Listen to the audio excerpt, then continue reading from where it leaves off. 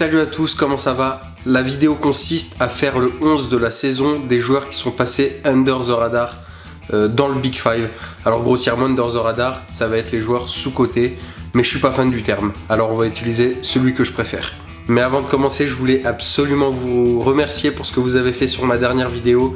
Vous avez un petit peu fait grimper les chiffres, même beaucoup, c'est exceptionnel. Merci beaucoup pour ça et merci aussi pour votre gentillesse dans les commentaires.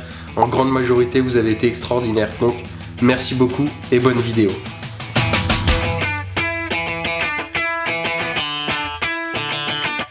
Je tiens à préciser quand même que c'est une liste non exhaustive, donc j'ai pas pu répertorier tous les joueurs vulgairement dit sous-cotés du Big Five, évidemment. Donc ça va être un petit peu selon mes ressentis et recherches. Et félicitations d'avance à celui qui, dans les commentaires, arrivera à citer tous les joueurs qui s'afficheront dans le menu juste à côté de moi à chaque fois que ça changera de poste.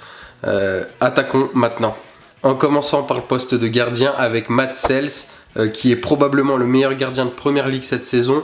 Mais je pense pas qu'il soit passé tant que ça sous le radar, donc ça va pas être notre titulaire. Zion Suzuki et Djordje Petrovic, c'est pareil, grosse saison, mais on en a assez entendu parler. C'est un petit peu moins le cas pour Marco Carnesecchi, je pense que c'est la bonne prononciation, gardien de l'Atalanta qui fait une superbe saison, en passant par Johan Garcia, le portier de 23 ans, fait une saison extraordinaire. C'est en Espagne considéré comme l'un des oublis de la dernière liste de La Fuente pour l'Aurora. C'est un peu donc notre équivalent de Lucas Chevalier à nous.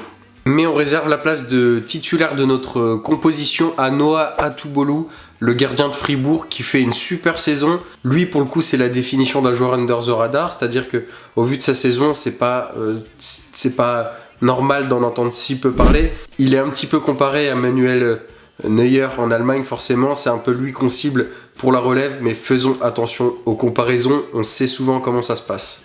Au poste de latéral droit, pour les mentions honorables, on va avoir du Tino Livramento de Newcastle, même si ça fait quelques matchs là, très récemment qu'il est passé à gauche et que c'est à ce poste-là qu'il fait encore de meilleures performances. Mais bon, il a joué la majorité de la saison à droite, on va le laisser là. 3 joueurs de Liga ensuite, John Aramburu de la Sociedad, Andrei Ratiu du Rayo Vallecano et Oscar Mingueza. On va un tout petit peu décrire Oscar Mingueza parce que c'est un joueur qui a même été moqué à certains moments de sa carrière, qui est un indispensable du Celta Vigo à l'heure d'aujourd'hui. Et je le mets à ce poste-là, mais il faut savoir qu'il dépanne à tous les postes. C'est un joueur vraiment super complet et polyposte largement. Il a dépanné sur les deux côtés, que ce soit plus offensivement ou défensivement. Donc Oscar Mingueza, on est obligé de le mentionner. En Italie, Nicolo Savona de la Juventus et Alessandro Zanoli du Genoa méritent leur mention largement. Mais notre titulaire pour cette vidéo, ce sera Anthony Cassi, un Français. Lui qu'on a eu l'habitude de voir au poste de défenseur central ou latéral gauche à Strasbourg. C'est un tout autre poste qu'il évolue à Mayence, à 27 ans maintenant. Il est piston droit de l'équipe et ça se passe très bien pour lui. Au vu de ses performances, des performances de l'équipe, on peut l'imaginer. Mais il en est à 7 passes décisives à championnat, c'est pas rien. Chez les latéraux gauche, on a Sergi Cardona de Villarreal qui fait pour sa première saison au club de bons débuts remarquables et pas assez remarqués du coup à mon goût. Mais c'est en Angleterre qu'on va avoir le choix. À ce poste-là, on a Lewis Hall de Newcastle, il est si jeune, il a 20 ans. Tyreek Mitchell de Crystal Palace, il a 25 ans, il est sûrement sur sa meilleure saison. Il est déjà courtisé par pas mal de clubs en Première Ligue. Mais sans aucun conteste, on va attribuer le poste à Anthony Robinson. Grosse saison, la meilleure saison de sa carrière, sans aucun doute avec Fulham. Il a 27 ans, donc la constance est arrivée peut-être un peu sur le tard, mais en tout cas, elle est plutôt belle à voir. 10 passes décisives pour lui cette saison en championnat. Franchement, ça mérite d'être plus que mentionné, d'où sa place en tant que titulaire. On passe chez nos amis défenseurs centraux, et là, va y avoir du monde. Ça sera aussi le cas chez nos milieux de terrain, 6-8, la rubrique 6-8. Pourquoi? Parce que tout simplement, c'est des postes qui sont souvent doublés, triplés. On joue souvent avec 2 ou 3 défenseurs centraux et 2 ou 3 6-8 sur le terrain. Donc, ça s'explique par cela. On commence. Kao Itakura de Mönchengladbach qui est excellent. Konstantinos Kouliarakis, le grec qui connaît sa première saison à Wolfsburg, aussi a été excellent. Krislan Matsima, c'est un joueur qu'on croyait peut-être un peu perdu au vu de son faible temps de jeu ces dernières années, mais il renaît un petit peu de ses cendres et il fait les beaux jours d'Augsbourg et il est déjà courtisé, il devrait pas y rester très longtemps. Nathan Collins de Brentford, j'en avais parlé déjà sur ma vidéo d'un jour à suivre par pays avec la République d'Irlande. Évidemment, on en parle tellement peu, je comprends pas pourquoi. Ilya Zabarny de Bournemouth, mais je sais pas s'il est vraiment passé sous radar, j'ai pas vraiment conscience de la chose. Nathan du Betis pour sa première saison. Logan Costa également, le Cap-Verdien qui joue à Villarreal. On se rappelle de son but avec le TFC en finale de Coupe du France pour ceux qui ont un petit peu de mémoire. César Tarrega de Valence, il a 23 ans, il promet vraiment, faut vraiment s'attarder sur lui je pense. On continue à citer en vrac, mais avec des pairs cette fois-ci, on a Nicolas Milenkovic associé à Murillo à Nottingham Forest. Évidemment que ça c'est par excellence une paire under the radar parce que se classer là où ils sont en première ligue et avoir tellement peu de médiatisation autour d'eux, c'est juste hallucinant. D'autant plus que Nuno Espirito Santos base son jeu essentiellement sur l'aspect défensif, donc c'est vraiment les facteurs X de l'équipe pour moi. On a au Havre Aruna Sangante et Etienne Yute Kinkwe. Alors, c'est contradictoire parce que ça fonctionne pas bien en Ligue 1, ça prend des buts. Pour autant, à l'époque où Saliba et Fofana, Wesley jouaient ensemble à Saint-Etienne, ça fonctionnait pas excellemment. Alors je dis pas que ce sont des joueurs du même calibre, pas du tout. Mais voilà, c'est pas parce que deux bons joueurs sont ensemble que ça doit forcément fonctionner. Là, c'est un peu le cas pour moi, la paire du Hack. Il y a deux bons joueurs individuellement, mais faut peut-être les voir à l'essai ailleurs dans un autre contexte. Il y a une paire qui m'affole totalement, c'est celle de la Fio avec Luca Ranieri, le capitaine, et Comuzzo, qui est un peu l'espoir italien, il a 20 ans. Je pense qu'on en parle déjà pas mal, c'est pour ça que c'est pas ceux que je vais mettre en tant que titulaire. Ainsi que celle de Bologne, la paire de 1998, c'est John Lukumi et Sam Bekema. J'aime beaucoup cette paire, cette charnière, le chien, le chat. Bekema, petit faible, en particulier sur lui, je pense que je vais être très vigilant à ce qu'il fait sur les prochains mois.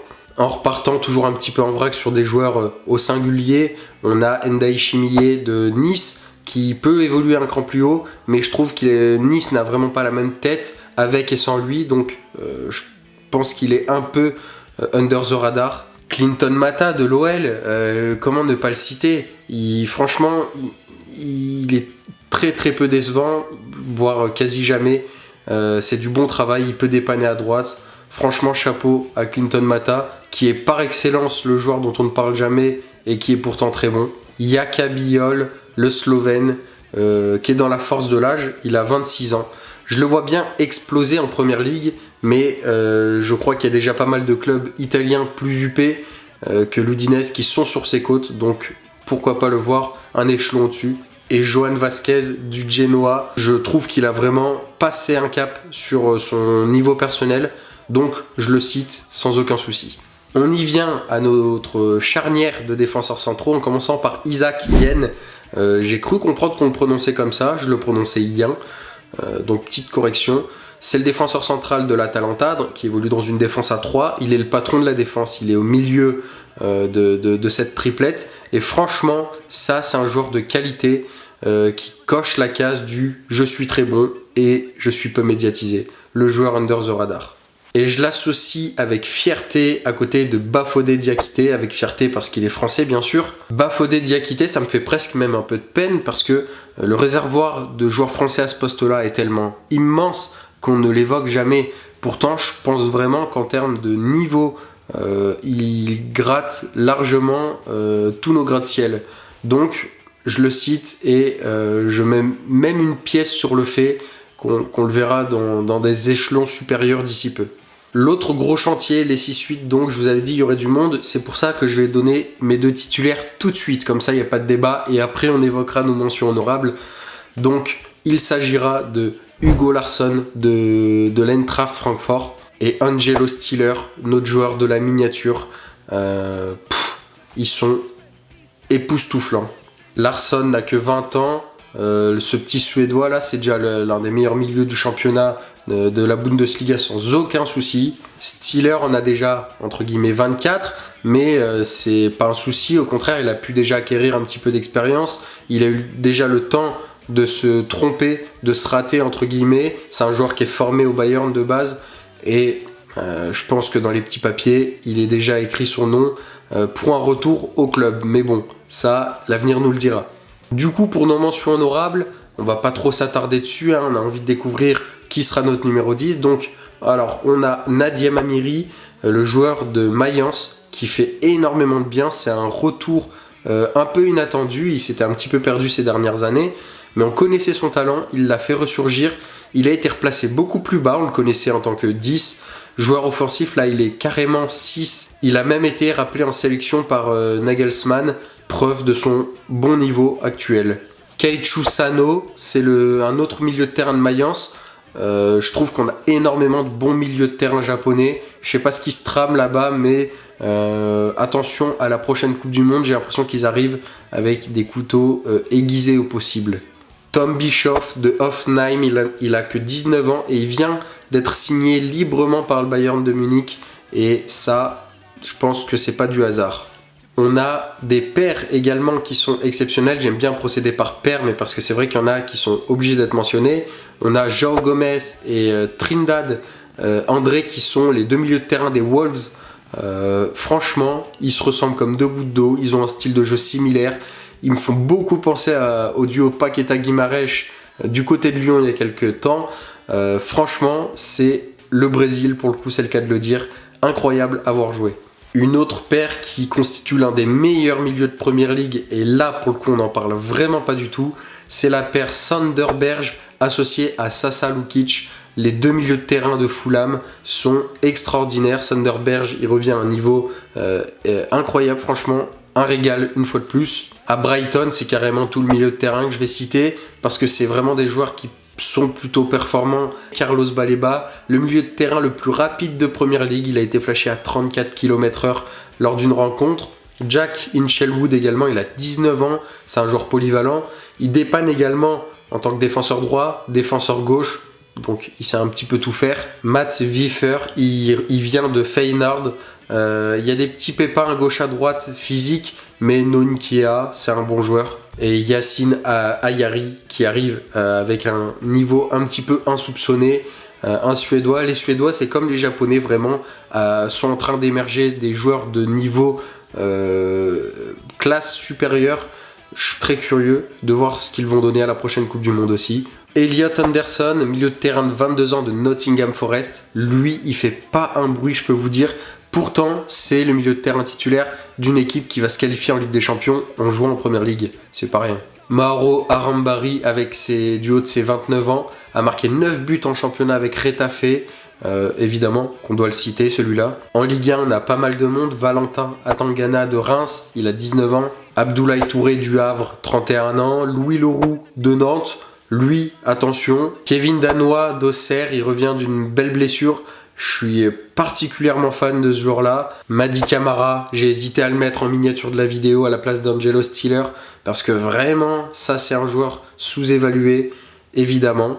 Habib Diarra de Strasbourg, même s'il a évolué un petit peu plus haut sur le terrain par moment, c'est globalement un joueur qui a pas mal de tâches défensives dans une équipe très offensive, et malgré son jeune âge, il arrive à dégager un certain leadership dans cette équipe. Preuve en est, c'est le capitaine. Et 5 joueurs de Serie A, pour finir dans les mentions, on a Morten Frendrup de Genoa, c'est un Danois. Samuel Ricci du Torino, c'est un joueur très convoité en Italie. On n'en a pas tant écho que ça en France. Nicolo Rovella également, de la Lazio, j'aime beaucoup. Il y a beaucoup de joueurs que j'aime beaucoup, faut que j'arrête de dire ça, mais je l'aime beaucoup. Et Massimo Perrone, c'est un joueur qui est dans l'ombre de son compatriote et partenaire de club Nico Paz. Il joue à un poste plus ou moins similaire, évidemment Perrone est plus défensif, mais argentin de com, on pense forcément à celui qui éblouit le plus. Pourtant, il brille énormément et c'est un joueur actuellement prêté par Manchester City, donc qui sait ce qui se passera pour lui la saison prochaine. Voilà, on peut souffler un petit coup, ça sera un petit peu moins fourni maintenant au niveau des postes. On a fait les deux gros chantiers. On passe du coup avec nos 10/second attaquants. Et forcément, Nico Paz doit être cité si on a cité Nico Peron. Alors Paz est quand même plutôt médiatisé, hein, c'est pour ça que ça va pas être notre titulaire, mais je voulais parler de lui. C'est exactement la même chose pour Morgan Gibbs-White, le milieu offensif de Nottingham Forest, assez médiatisé, hein, tout est relatif, mais on parle quand même de l'un des meilleurs joueurs de l'histoire de Forest. Je pense qu'il a sa place dans la vidéo. Michael Damsgaard de Brentford, qu'on a connu au poste d'ailier gauche pendant cet Euro 2020 avec le Danemark.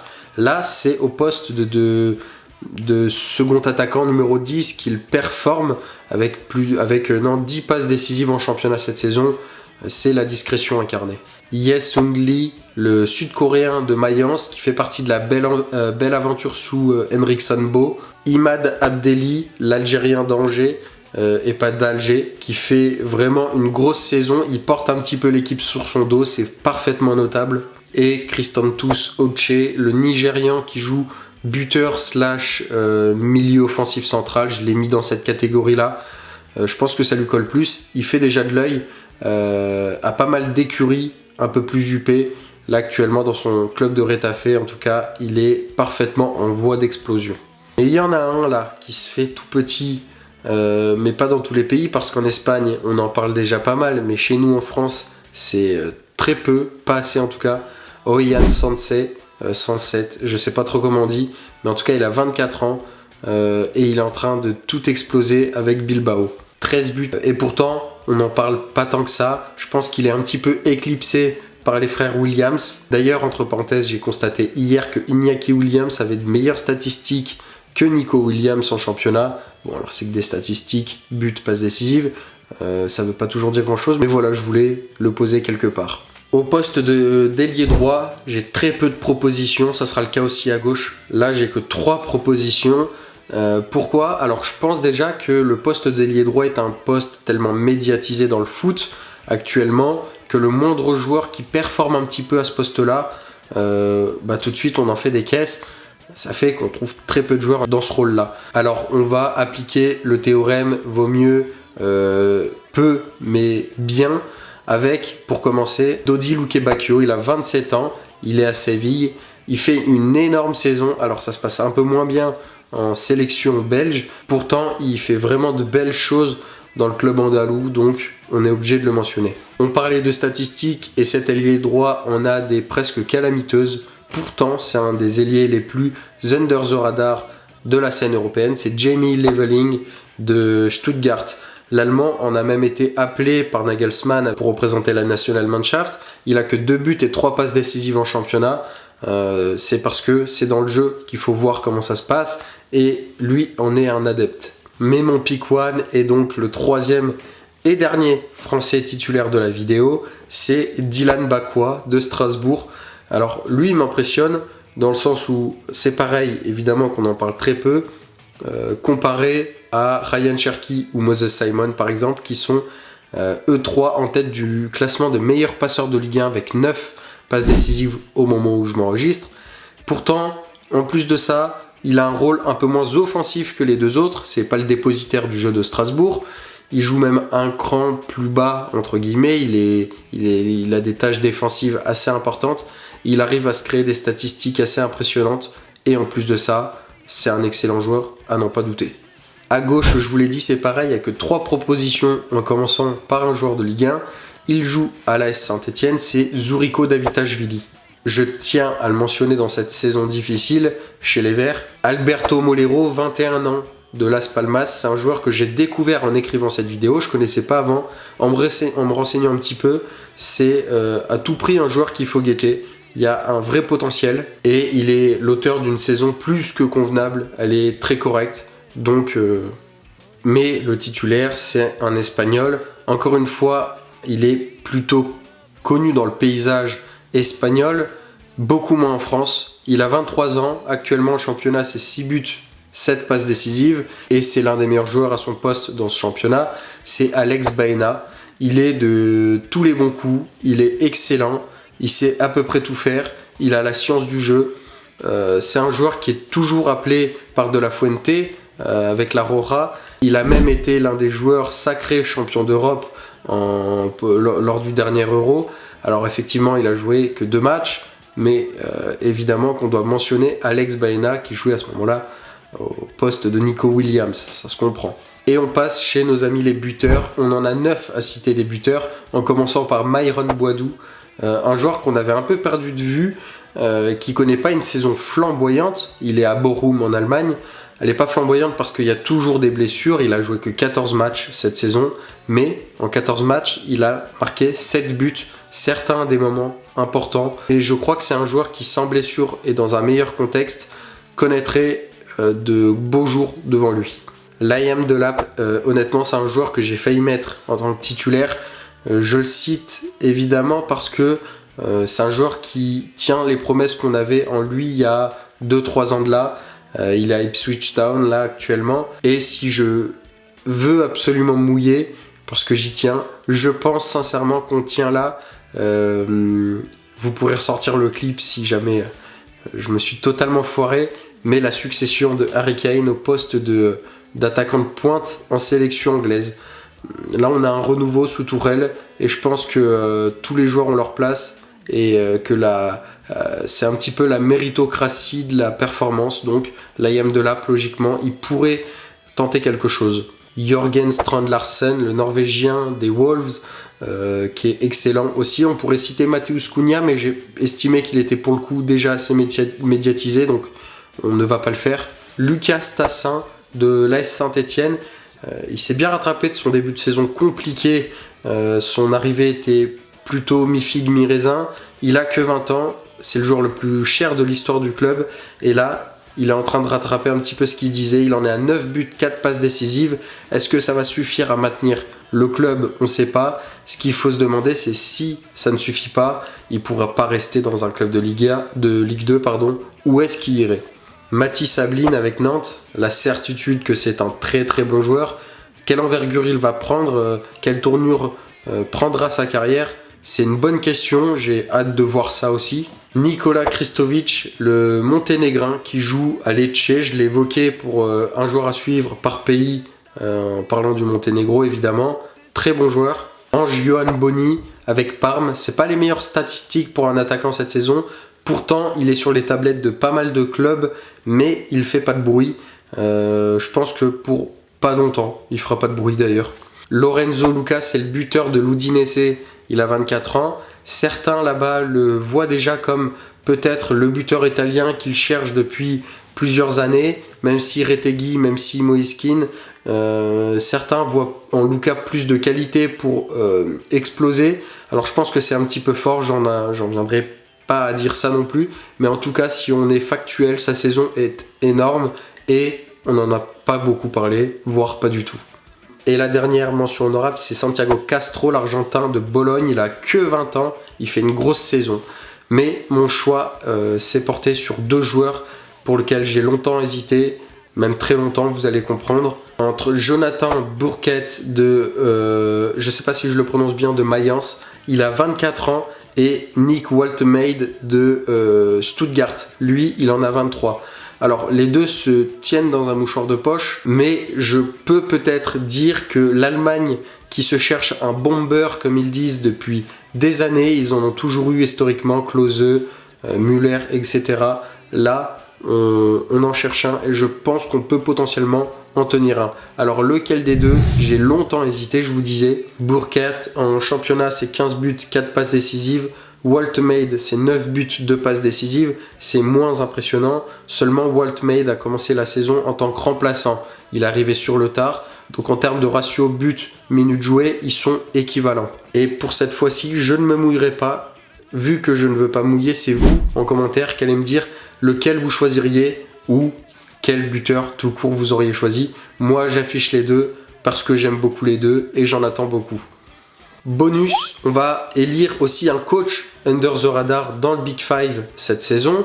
Liam Rosenior de Strasbourg, on doit en parler quand même, c'est une sacrée performance d'emmener un club si jeune, c'est l'un des clubs les plus jeunes d'Europe, à une si haute place en championnat. J'ai voulu élire qu'un coach par championnat, donc on va avoir un coach de Ligue 1, de Bully, de Serie A, de Liga et de Première Ligue. Pour faciliter la tâche, on n'en a que 5. Ce qui fait que je ne mets pas dans les mentions honorables Christophe Pélissier d'Auxerre, mais je tiens à prononcer son nom parce que pour moi il mérite. Marco Silva à Fulham, C'est une très bonne saison. Il est actuellement avec son club 8ème de Première Ligue. C'est difficile de faire mieux avec ce club-là en connaissance de ce qu'il y a au-dessus.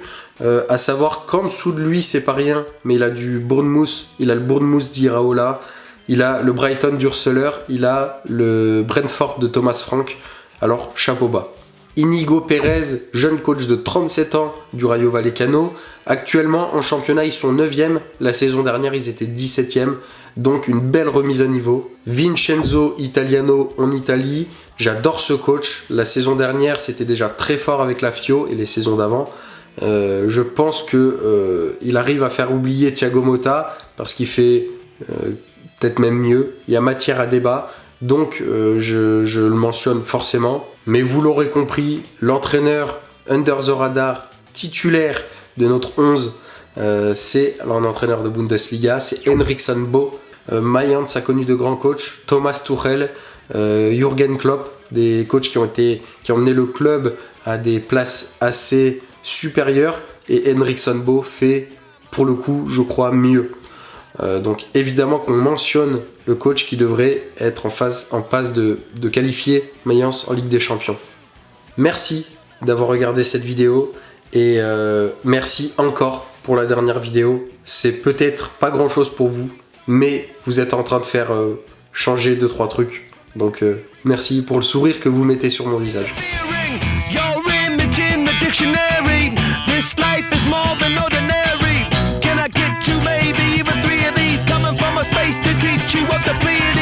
Can't stop the spirits when they need you.